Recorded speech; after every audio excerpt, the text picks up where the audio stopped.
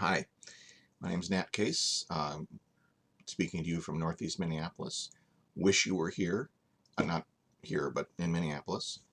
And hope to see you here next year in 2021 when we try this again, try and have a meeting in Minneapolis again. So, as the abstract says, this talk came out of a long-standing frustration I've had about disconnects between theory and practice. I saw it when I started 30 years ago as a disconnect between academic cartography in the academy and cartography in the commercial field. I was working at the same time as when I started at a map publishing house, Hedberg Maps. And a thing that I've seen as moral and ethical issues around maps have been brought up over the years. A sense in which we say, yep, that is a really important, interesting question right there, and I don't see how to apply it to my everyday practice. So this sense of disconnect, dis-ease sometimes, is what led me to this paper. Most theories about maps, including stuff that I've written over the years, start with the maps and the cartographers and the users, I guess. But in my mind, I pay attention to the stuff about the cartographers and the maps, which makes sense because we're the ones making them. Dennis Wood's Power of Maps in 1992 brought the idea of social relationship to the forefront. It said that maps have, he talked mostly about power relationships. They express the power of institutions, the power of nations, the power of governing and controlling. But he didn't really talk much about, if at all, about the social relationship of the power relationship sometimes around cartography, about being a cartographer. So as a cartographer, I felt like he's talking about power, maps as having huge power, and here I am without my yacht. It doesn't really apply to the actual people making the things. It's not that cartographers don't have agency. We clearly do. We use our individual craft and style and technical expertise to solve problems and make the things. But on the whole, as a field, we don't actually center individual creators. We don't, in the same way that people in the entertainment fields or politics or sports are very much performer and individual, and the arts, the fine arts as well. Self-aggrandizement is really frowned upon and socially in our field. So if we're not centering the individual, if we're not centering the creator, we're centering the map, of course, as an object. But socially speaking, how does that work? Does it mean that we're more of a collaborative and social process? Do we think of it socially as being a group effort? I don't often think of it that way, or I haven't. And so, but a quick thought exercise raised the question a few months ago: who are we making maps for? What do they want? How does that work? And I came up with the 6 broad categories of answers to that. Who am I making maps for? 6 constituencies. This is a broad sketch, a map of the territory, which I want to try out on you and see what you think. Number 1, who am I making maps for? Well, of course, the end user. Maps are mostly tools. You want people to use them, to be able to use them. Your typical intro cart class, a lot of it will be about designing maps so that users can operate on these maps in the way that they're meant to. A lot of study has been done, perceptual studies, about when you say something is twice of something else, does it read that way? Beyond sort of the technical issues, though, of end user quality, we're also making maps for particular cultures. If you make a map for an orienteering group, they expect it to look like an orienteering map. Air nav maps, air navigation maps, they expect it to work within the symbol set that they're used to. And also, we're designing for people in broader society. This has become more and more an issue that we're talking about within the community. Am I making maps mostly for people who look like me and think like me and is like me? Do I make maps mostly for white English-speaking cis-het men? Or am I actually making maps for everyone? Am I taking into account that not everyone is me?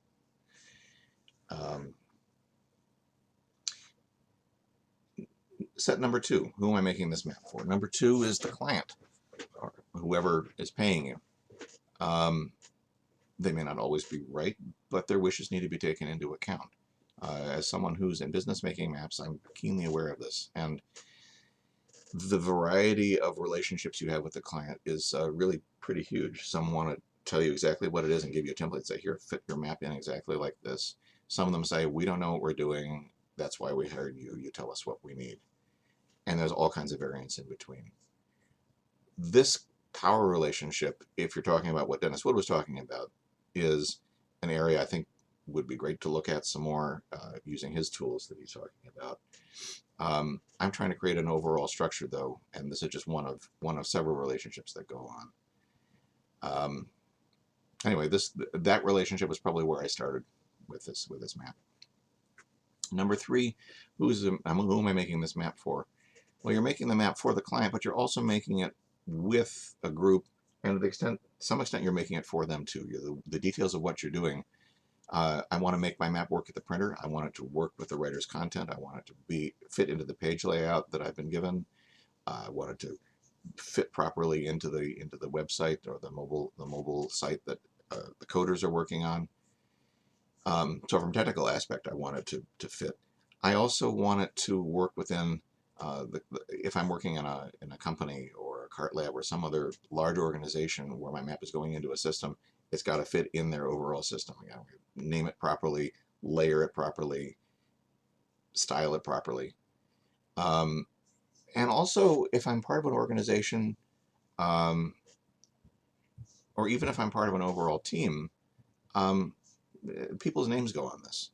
And so your work goes into, when you're working with and create something for someone, you're also creating something that you are making it for their reputation, for them in that sense. Number 4, who am I making this map for? Well, the first 3 are identifiable groups and individuals. But there's also this field, here we are at NACIS, looking at people's maps, saying that works, that doesn't work so well. People looking at your maps, maybe not here, maybe out in the wider world. When I started making maps, I made maps by making things that look like maps. I learned to make by looking at other people's maps and figuring out how to do that and that and that and that. This is how our tradition works. This is how our field works. And so we're all making maps for cartography. We're all making maps for each other, even though we're not necessarily always thinking about that. Plug here for the Atlas of Design. I'm on the editorial team. Go out and buy your copy today. atlasofdesign.org. Great way of looking at other people's maps. Some great examples of other people's maps. Number 5, who am I making this map for?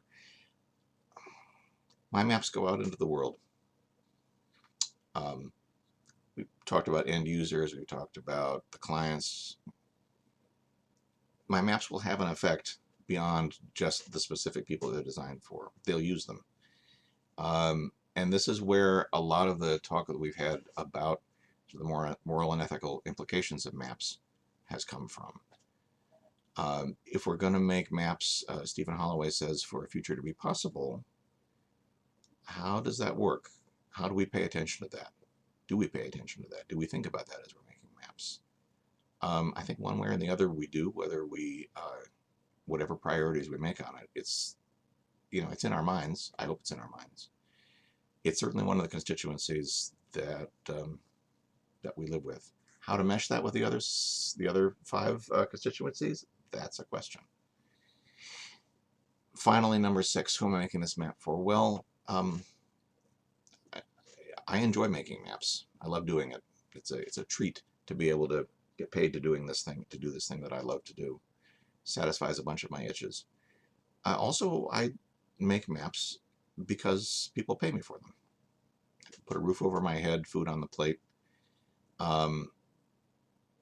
So there are selfish reasons for making maps, and it's worth putting those into the mix. I think we tend to often want to not think or talk about these, but they're important. They're important for all of us who are in the field, one way or the other. So those are the 6 I've come up with. I imagine others could come up with some other structure to answer this question, and I'd love to see other people do that. I suspect my personal history has a lot to do with this shape that I've come up with. I welcome any thoughts or ideas along those lines. You can probably most easily reach me at the contact form at my company website, InCaseLLC.com. I have 2 more thoughts. I've been sitting with this model for a few months now, and I want to say a couple other things. The first is that what I talked earlier about making maps with other people,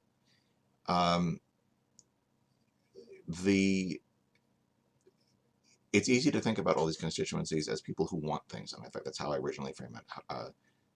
Who am I making maps for, and what do they want? So you're satisfying their needs, and that is in many ways a recipe for design by committee, just giving people what they ask for.